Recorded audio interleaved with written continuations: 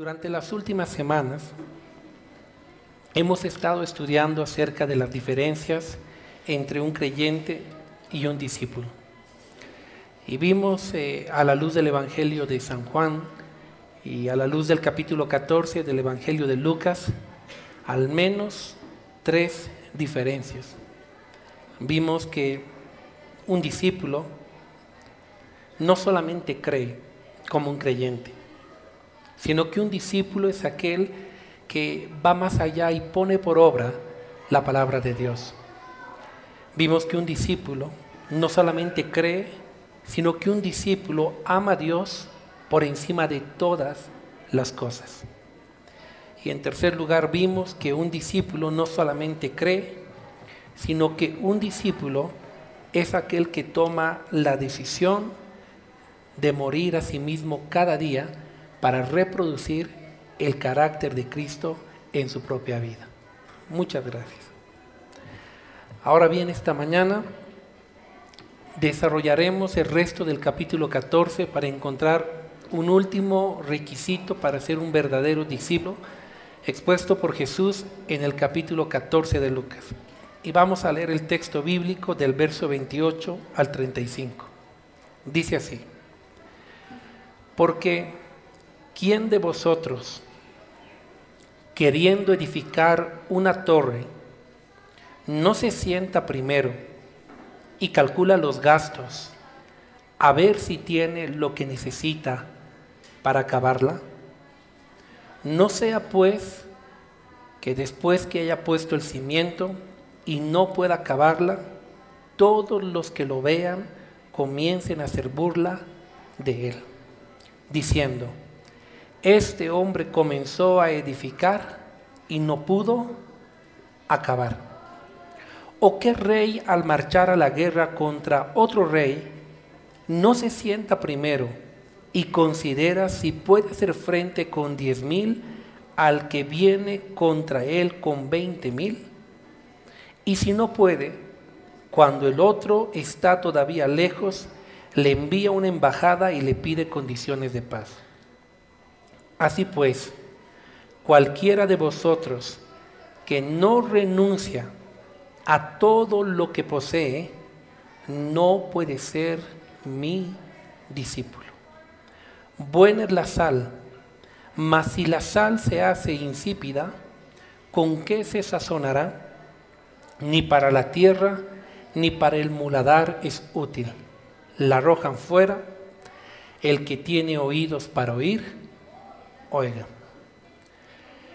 Cuando estudiamos el capítulo 14 de Lucas, en el contexto encontramos que grandes multitudes habían comenzado a seguir a Jesús. Miles de personas se dirigían a Jerusalén a la fiesta de la Pascua, y entre las multitudes, muchas de ellas comenzaron a seguir a Jesús. Admiraban la autoridad con la que él hablaba, los principios que él compartía. En aquella oportunidad, entre la multitud estaban creyentes, personas que creían en Jesús. Habían discípulos, también habían simpatizantes e incluso uno que otro enemigo de Jesús que buscaba cómo ponerle tropiezo. Todos ellos eran personas que ya habían caminado un tiempo con Jesús. Y es a ese tipo de personas a quienes Jesús se dirige. Y primero les dice, o más bien primero les habla de la importancia de amarlo por encima de todas las cosas. En segundo lugar, les habla de la importancia de morir a sí mismos, de morir al yo, para poder ser discípulos de Jesús. Y ahora, inmediatamente después de enseñar esto, Jesús comienza a contar 2 parábolas del verso 28 al 32, que son las parábolas de el constructor y del rey. Existe una infinidad de interpretaciones con relación a estas 2 parábolas, y se puede sacar mucha enseñanza de las mismas que puede ser de bendición para nuestra vida. Sin embargo, cuando uno hace un estudio del texto, de un estudio exegético del texto, llega a la conclusión que estas parábolas no traían mensajes ocultos. Estas parábolas, el único propósito que tenían era reforzar lo que ya Jesús estaba enseñando. Por eso hay solo dos aplicaciones posibles con relación a estas dos parábolas. Una de las aplicaciones, por un lado, grandes teólogos apoyan esta idea, es que las dos parábolas, tanto el constructor como el rey, representan al cristiano. Y que éste debería considerar los costos de lo que implica ser discípulo antes de comprometerse a responder ese llamado. Entre grandes estudiosos de la Biblia que postulan esto, podemos citar a Díaz del Comentario Bíblico. Él dice al respecto: por ello Jesús los invitó primero a sopesar lo que estaban haciendo, a calcular si realmente estaban dispuestos a emprender la misión, porque llegarían momentos muy difíciles en los cuales se preguntarían: ¿qué estoy haciendo aquí? Hendricks dijo respecto a este pasaje: en igual forma, antes de decidirse uno ser un seguidor de Cristo, la persona debería comprender que ser cristiano no es un lecho de rosas. El conocimiento bíblico, un comentario expositivo, dice: por medio de estas dos ilustraciones, Jesús enseñó a continuación que el discipulado debe incluir planificación y sacrificio. La mayoría dice que tanto el constructor como el rey representan al cristiano que debe meditar antes de tomar una decisión. Pero por otro lado hay teólogos como Campbell Morgan. Él dice así: el constructor y el rey representan no al creyente, sino ¿a quién? A Jesucristo. Él es quien debe saber lo que cuesta para ver si somos el tipo de material que Él puede usar para construir su iglesia y luchar contra el enemigo. Él no puede realizar la obra con seguidores a medias que no estén dispuestos a pagar lo que cuesta. Pastor, ¿cuál de las interpretaciones es la correcta? Ambas lo son. Y ambas contribuyen a algo importante. Por un lado, la persona debe entender que cristianismo tiene que ver con compromiso. Cristianismo no es moda. Cristianismo es un estilo de vida que va a demandar compromiso. Pero por otro lado, también tenemos que entender que Jesús nos mandó a ser discípulos porque Jesús está o requiere capacitar personas comprometidas con las cuales Él puede impactar el mundo. Los primeros discípulos entendieron perfectamente esta verdad. Fueron hombres comprometidos. Los primeros cristianos no negociaban su fe. Los primeros cristianos eran gente realmente fiera. Y si tú te preguntas con quiénes el Señor impactó más el mundo, quizá la respuesta será con los primeros cristianos. Sus convicciones, su fe era tan certera que el mundo fue literalmente conmovido. Diga conmigo: grandes compromisos, grandes propósitos. Ser discípulo implica un compromiso total. Entonces Jesús lanza el tercer requisito para el discipulado. Y dice así: así pues, cualquiera de vosotros que no renuncia a todo lo que posee, no puede ser mi discípulo. Note la secuencia que Jesús usa. Primero les dice: deben amarme más que a cualquiera. En el texto original dice: el que no aborrece a padre, madre, hermanos, hijas. Y hemos visto que esa palabra aborrecer significa amar menos. Luego el Señor dice: el que quiere ser mi discípulo tiene que morir a sí mismo, llevar su cruz. Tiene que ver con morir ¿a qué? Al yo. Y ahora finalmente Jesús dice: el que quiere ser mi discípulo debe renunciar ¿a qué? A lo que posee. Diga conmigo: entrega total. Cuando leemos este pasaje, tenemos que hacernos por lo menos 4 preguntas para entenderlo. La primera es: ¿qué significa renunciar a nuestras posesiones? La segunda es: ¿por qué Jesús demanda que uno renuncie, se desprenda de sus posesiones si desea ser un discípulo. La tercera es, ¿tiene este requisito un conflicto con el pensamiento moderno hoy en día? Y finalmente, ¿cómo nosotros podemos cumplir con este requisito en nuestros días? Y vamos a responderlo. Primero, ¿qué significa renunciar a nuestras posesiones? La palabra griega que se usa es la palabra apotazo, que significa desprenderse de las posesiones, abandonar lo que uno posee, renunciar, despegarse o partir algo que literalmente antes estaba unido. Es decir, renunciar a las posesiones tiene que ver con desprenderse, con partir ese lazo que nos mantenía unido a nuestras posesiones, desprenderse, desapegarse.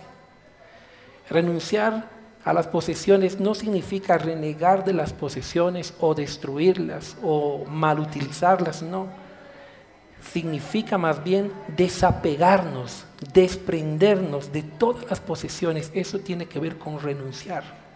Que nuestro corazón no esté en el tesoro de las posesiones. Ahora bien, ¿por qué Jesús demanda que uno renuncie, se desprenda de las posesiones y desea ser un discípulo? La respuesta es muy sencilla. Si nosotros no nos desapegamos, si no nos desprendemos realmente del amor a las posesiones, sencillamente nunca vamos a poder vivir los principios que el reino de los cielos enseña. Por ejemplo, la Biblia enseña que es mejor dar que recibir. Hechos 20:35, ¿qué dice? En todo os he enseñado que trabajando así se debe ayudar a los necesitados y recordar las palabras del Señor Jesús que dijo, más bienaventurado es dar que recibir.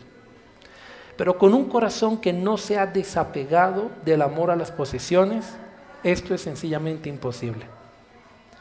Gálatas 6:10 dice, así que según tengamos oportunidad, hagamos bien a todos, mayormente a los de la familia en la fe. Pero con un corazón enamorado de sus posesiones, con un corazón que no se ha desapegado de sus bienes, esto realmente es imposible. Lucas 8:3 dice, por ejemplo, Juana, mujer de Chuza, intendente de Herodes, y Susana y otras muchas que le servían de sus bienes.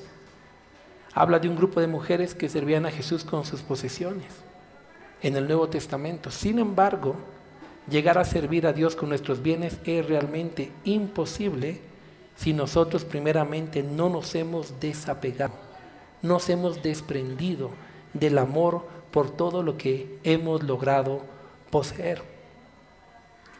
Una persona que no se ha desapegado de lo material, siempre va a buscar sacar provecho de lo que hace. Siempre buscará el beneficio personal, siempre va a buscar obtener algo de su esfuerzo, siempre va a buscar negociar con lo que tiene. Pero un corazón enamorado de los bienes, sinceramente no puede ser un verdadero discípulo. Porque el discípulo imita a Jesús. La Biblia dice de Jesús que Él no escatimó ser igual a Dios como algo a lo cual Él podía aferrarse, sino que se despojó de sí mismo, tomó forma de siervo y vino a la tierra para podernos servir. Otro pasaje dice, Él siendo rico se hizo pobre para enriquecernos a todos nosotros. El corazón del discípulo no puede estar apegado, no puede estar enamorado de los bienes materiales. Y no digo que sean malos, porque la Biblia enseña que Dios prospera y Dios bendice. El problema no tiene que ver con las posesiones en sí, tiene que ver con la actitud de nuestro corazón con relación a ellas. Por eso Jesús dice, tienes que desapegarte, tienes que quebrar ese lazo que te mantiene unido para poder ser realmente mi discípulo. Ahora, pastor, ¿esta enseñanza de Jesús tiene problemas con los pensamientos actuales? Por supuesto que sí. Hoy en día, uno de los pensamientos más predominantes es el pensamiento materialista, consumista. Es un pensamiento muy predominante. Y aunque es importante reconocer que hay diferentes tipos de materialismo, como el histórico, el metafísico, etc., yo me estoy refiriendo a ese tipo de materialismo práctico que no solo postula que lo material es real, sino que enseña que al fin del día solo lo material es realmente importante en la vida. Y como consecuencia, vivimos tiempos donde el ser humano pone demasiado énfasis en el tema de poseer. El hombre se embarca en una vida donde solo vive para trabajar, vive para consumir, vive para aparentar, y el momento en que menos se dio cuenta, dejó de vivir. Alguien dijo, se debe trabajar para vivir, pero no se debe vivir solamente ¿para qué? Para trabajar. Pero el pensamiento materialista te lleva siempre a querer más, a querer ahorrar más, a querer tener más abundancia. La Biblia enseña un pensamiento totalmente diferente. Escucha lo que dice Jesús al respecto en Lucas 12:15. Él dice, y les dijo, mirad, y guardaos de toda avaricia, porque la vida del hombre no consiste en la abundancia de los bienes que posee.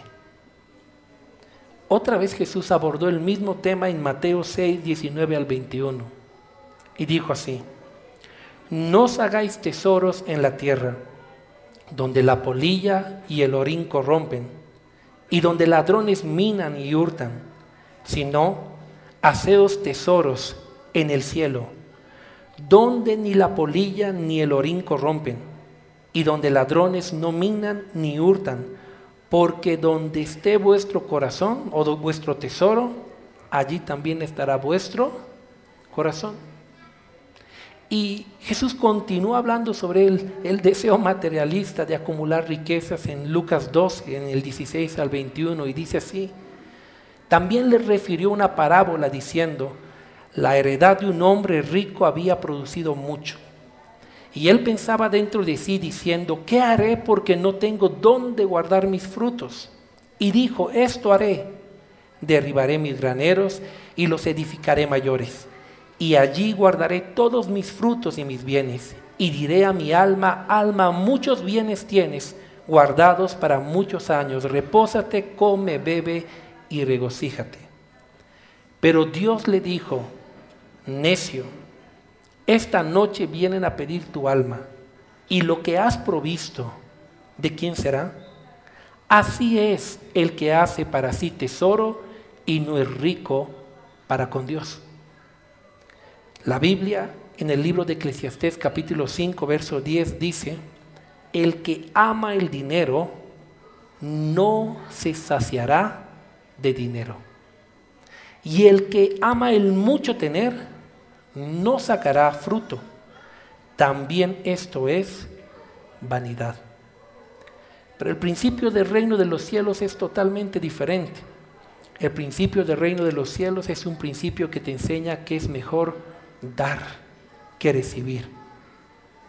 Por eso el que no se ha desprendido del amor a sus bienes difícilmente puede ser un discípulo. Y quiero dejar algo muy claro.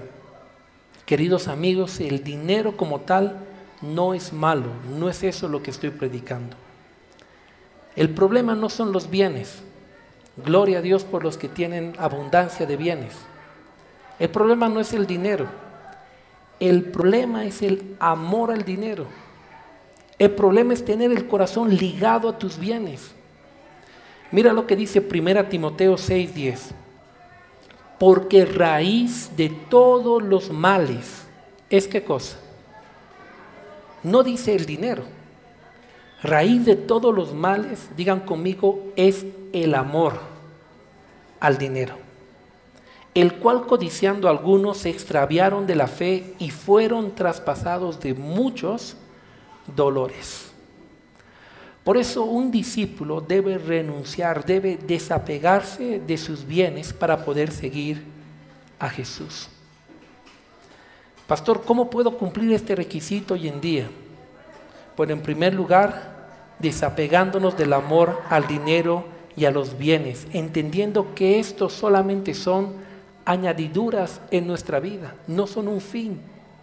Diga conmigo, el dinero y los bienes son añadiduras. Es lo primero que uno tiene que saber. En segundo lugar, ve el dinero y sus bienes como un medio para hacer la voluntad de Dios y para ayudar a otros. No le sirva usted al dinero, no se convierta usted en un siervo del dinero. Todo lo contrario, haga que el dinero le sirva a usted para cumplir los propósitos de Dios. En tercer lugar, desarrolle una cosmovisión bíblica acerca del dinero y de las posesiones.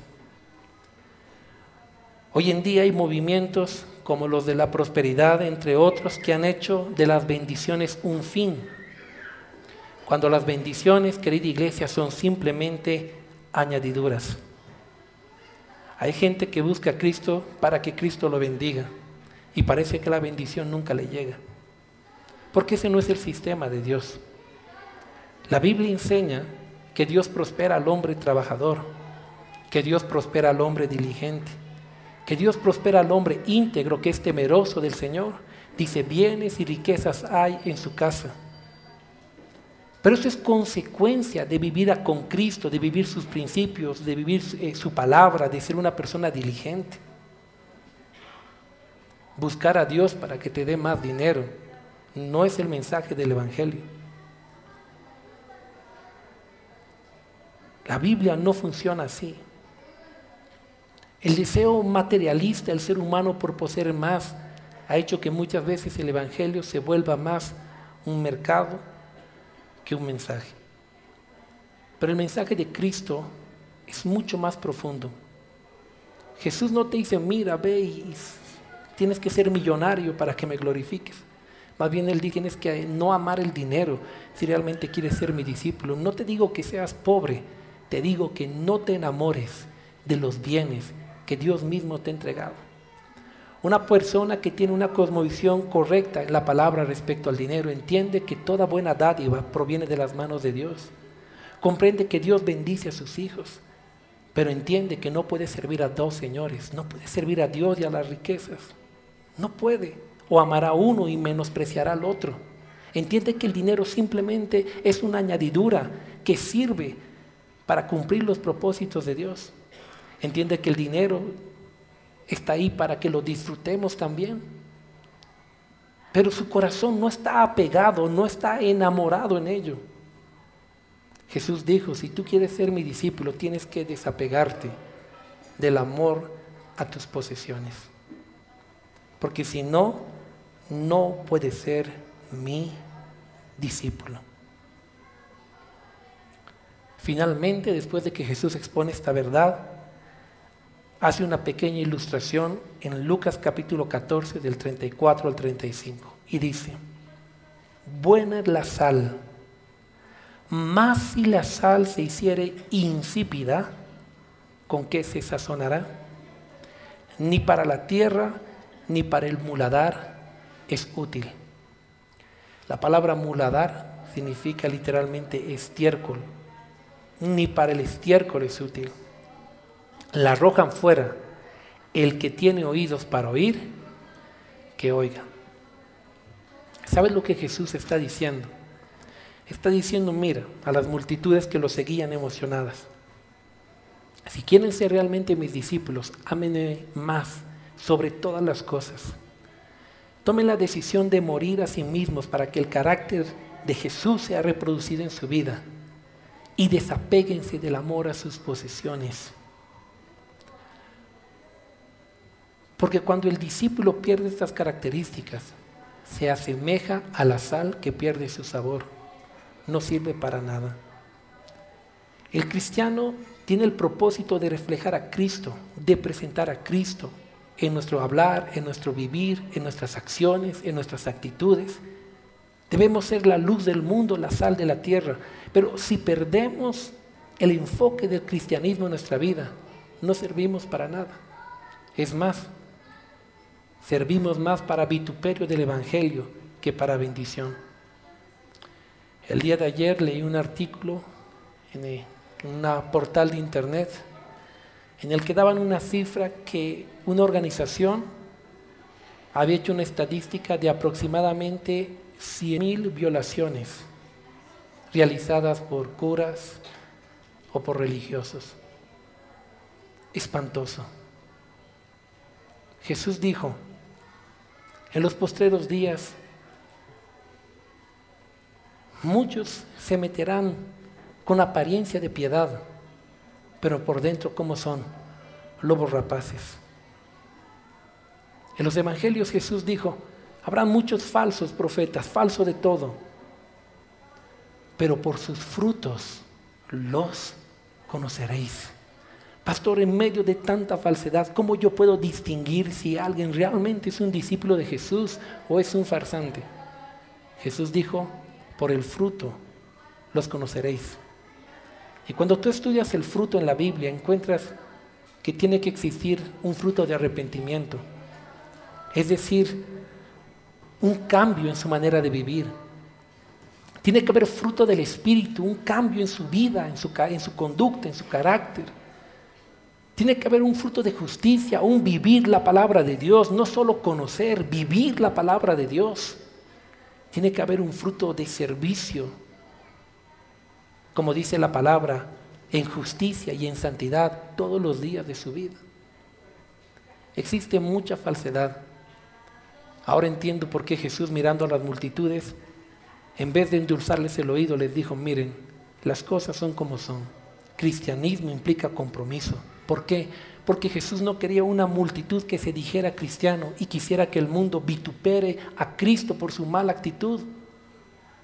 Jesús quería que las personas que lo siguieran entendieran el nivel de compromiso que se requiere para que las personas al verlo puedan ver a Jesucristo en sus vidas. Y no me voy a cansar de repetirlo. El mundo está hastiado de la hipocresía del cristiano. El mundo necesita ver cristianismo real, práctico, verdadero en nuestra propia vida. Pero mientras tú no pongas a Dios en primer lugar y lo ames por sobre todo, eso no pasará en tu vida. Mientras tú no decidas morir a ti mismo, morir al yo, para que Cristo se forme en tu vida, eso no va a pasar. Mientras tú no decidas desapegarte de todo tu amor a tus posesiones, ese pensamiento materialista en tu propia vida, difícilmente reflejarás a Jesús. Porque Jesús no vino a servirse. Jesús no vino a sacar provecho. Jesús vino a darse, vino a entregar, vino a ayudar. Entonces entiendo, con razón Jesús confrontó a las grandes multitudes. Hoy en día en muchos sitios el Evangelio se está comenzando a aguar. Tratamos de hacer que el Evangelio sea más atractivo para la gente, porque queremos ver iglesias más llenas. Pero Jesús no hacía eso. Jesús, en la sinceridad de su corazón, decía las cosas como eran y llamaba las cosas por su nombre. Por eso muchos lo querían matar. Pero el tipo de personas que Jesús formó no fueron religiosos que hicieron vituperar el Evangelio. Fueron hombres y mujeres que trastornaron las naciones y el mundo. Amén. Denle un aplauso a Jesús por ello.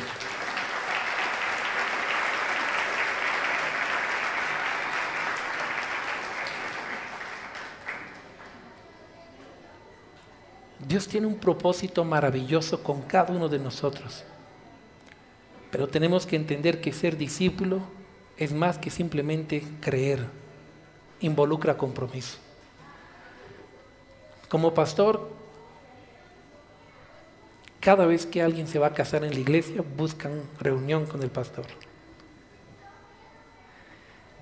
Y cuando los jóvenes se enamoran, lo siguiente que hacen, ¿qué es? Quieren comprometerse. Solo el amor te puede llevar a un verdadero compromiso. Si tú le dices a un joven, mira, ¿ves a esa muchacha de allá? Sí, tienes que ir a comprometerte. ¿Qué te va a decir? Dios me guarde, pastor. No es lo que yo quiero. ¿Cuándo es que un joven se compromete con alegría? Cuando ama. No hay que obligar al joven a comprometerse. Él quiere comprometerse. ¿Por qué? Porque ama. Pastor, ¿cuándo yo voy a poder cumplir los requisitos que Jesús habla del discipulado? Cuando ames verdaderamente a Jesús. Porque Jesús dijo, el que ama al Padre, su palabra guardará. Cuando tú amas a Dios, ese amor que tienes por Dios te lleva a amarlo por encima de todo. Ese amor que tienes por Dios te lleva a morir a ti mismo para que Cristo reproduzca su carácter en ti. Ese amor que tienes por Dios te lleva a tomar todo lo demás como una añadidura en la vida comparado con el conocimiento y la excelencia del amor de Cristo.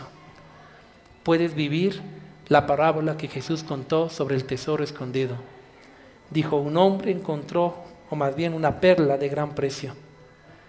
Y cuando se dio cuenta del valor que tenía, vendió todo, se despojó, se desprendió de todo lo que poseía para poder obtener aquella perla.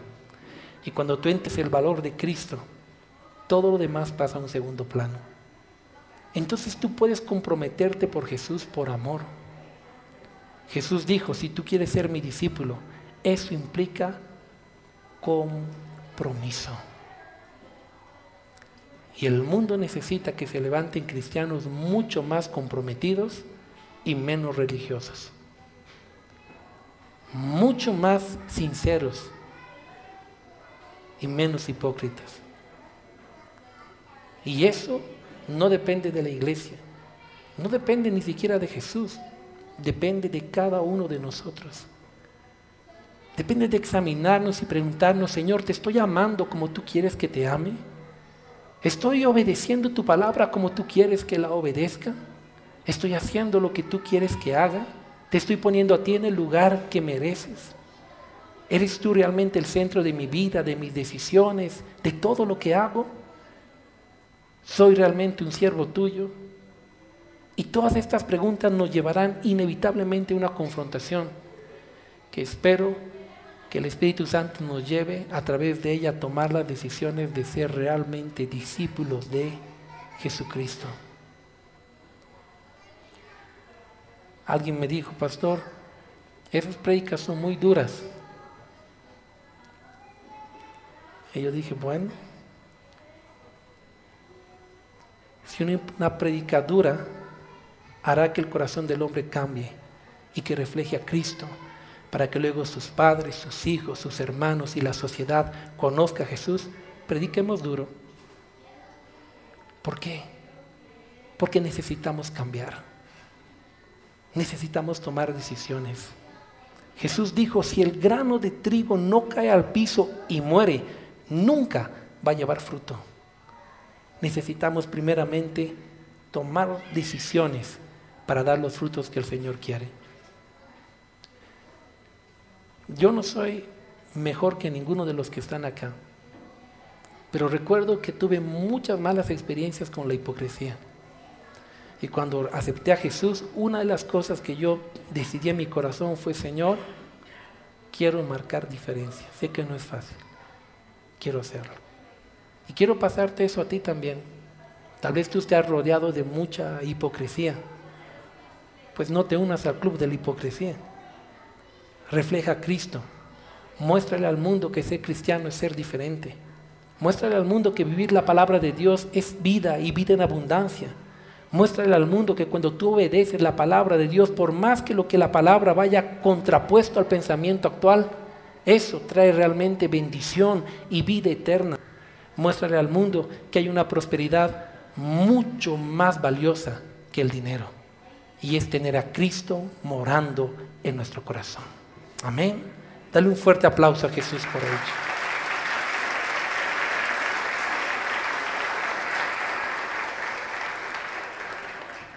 Voy a invitar al ministerio de alabanza que pueda pasar. Jesús enseñó en Lucas 14, 3 requisitos para el discipulado: que lo amemos por encima de todo, que tomemos la decisión de ser transformados y muramos a nosotros mismos, llevemos nuestra cruz. Y en tercer lugar, que renunciemos, que nos desapeguemos del amor a las posesiones, para que éstas sean un instrumento de bendición en las manos de Dios. Y vimos que estos requisitos responden al propósito de Jesús de levantar una generación de hombres y mujeres que sean comprometidos, hombres y mujeres que realmente impacten el mundo. Recuerdo que cuando estábamos con la iglesia en Bolonia todavía, no sé si todavía hay alguien aquí de Bolonia, Teresita.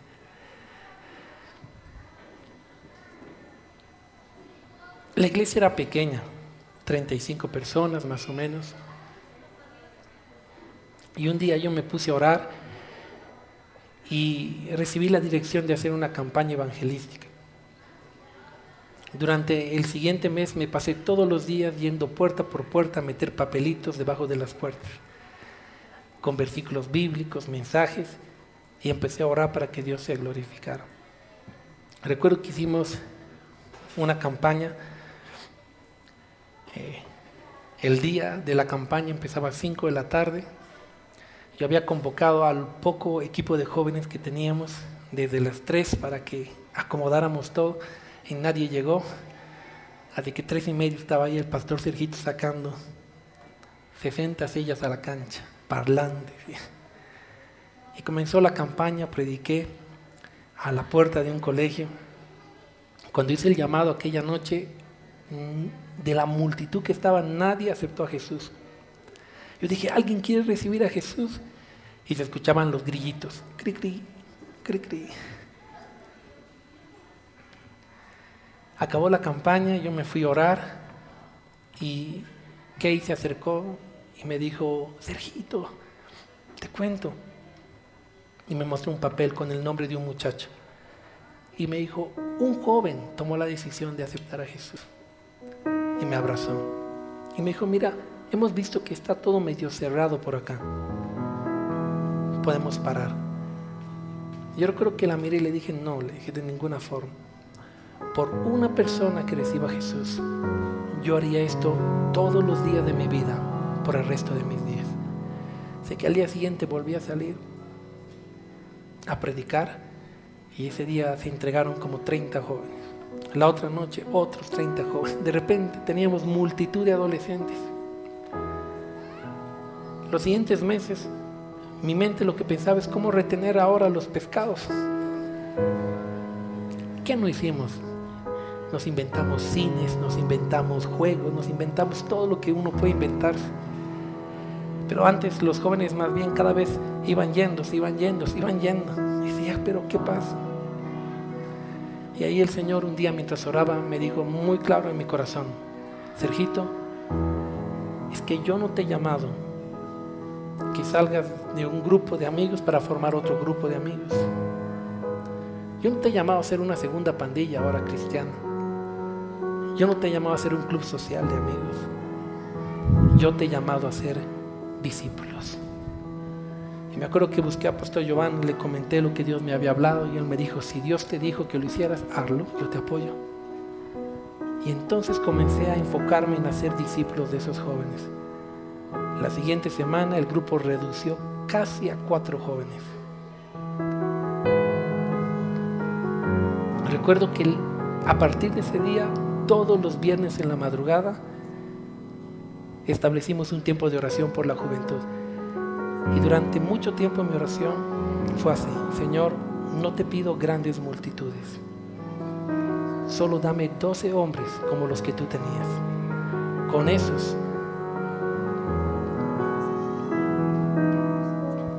vamos a revolucionar el mundo. Y poco a poco fueron llegando los nuevos líderes de la iglesia. Hoy en día muchos de ellos son pastores, misioneros, gente extraordinaria. Entendimos que la voluntad de Dios no era solamente juntar multitudes. Sí quiere que el Evangelio sea predicado a todos, pero después de que todos reciban el Evangelio, Dios quiere que los creyentes se conviertan en discípulos. Y el discípulo es fiel a Dios en las buenas y en las malas, como el matrimonio, en la abundancia y en la escasez, en los tiempos de holgura y prosperidad y en los tiempos de dificultad. El discípulo de Jesús no negocia su fe. Cuando tiene mucho dice: gracias Dios, ahora tengo más para compartir con los demás. Y cuando tiene poco dice: gracias Dios, porque siempre has puesto un techo y algo para llevarme a la boca. En todo tiempo te glorificaré. No cambia el amor de Dios por el amor de una muchacha ni de un joven. No busca complacerse así, sino que se vuelve siervo de Dios. Entiendo perfectamente por qué Jesús nos mandó a ser discípulos y no solamente creyentes. Pero está en nosotros decidir qué tipo de cristianos seremos. ¿Seremos solo los cristianos que van una vez a la semana a escuchar la palabra y nuestra vida no cambia, nuestra mente no cambia, nada cambia? ¿Solo cambió el eslogan que tenemos, cristianos?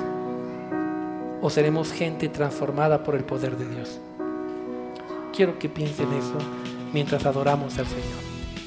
Si este mensaje ha bendecido tu vida, contáctate con el pastor Sergio Gutiérrez visitando facebook.com/Pastor Sergio Gutiérrez y cuéntanos cómo Dios tocó tu corazón. Si vives en La Paz o El Alto y deseas visitar la iglesia, puedes hacerlo todos los domingos en el auditorio del teleférico Línea Verde, Alto Brajes. Para más información, comunícate al 611 40 47 8. Ven y descubre lo maravilloso que es vivir con Jesús.